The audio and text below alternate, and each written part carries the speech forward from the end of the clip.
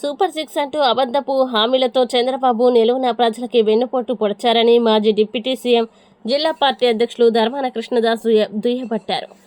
శుక్రవారం ఉదయం నర్సన్నపేట నియోజకవర్గ కేంద్రంలో జరిగిన చంద్రబాబు వెన్నుపోటుకు 2 ఏళ్లు కార్యక్రమంలో భాగంగా భారీ నిరసన ర్యాలీ కార్యక్రమం చేపట్టారు. ఈ సందర్భంగా మాట్లాడుతూ ఎన్నికల ముందు ఇచ్చిన హామీలు అధికారంలోకి వచ్చిన తర్వాత ప్రజలకి చేసిన మోసాల్ని ఆయన వివరించారు. కూటమి ప్రభుత్వం అన్ని రంగాల్లోనూ దారుణంగా విఫలమైందన్నారు. సూపర్ 6 అమలు చేయలేక చేతులు ఎత్తేసిందని, రాష్ట్రంలో అభివృద్ధి కుంటుపడిందని ఆయన విమర్శించారు.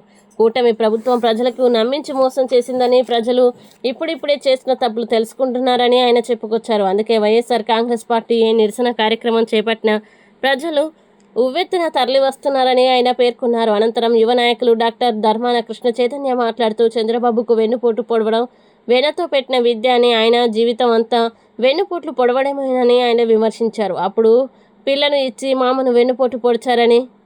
పిల్లనిచ్చిన మామను వెన్నుపోటు పొడిచారని, ఇప్పుడు అధికారం కట్టబెట్టిన ప్రజలకి వెన్నుపోటు పొడిచారని ఆయన దుయ్యబట్టారు. చంద్రబాబు నాయుడు హలో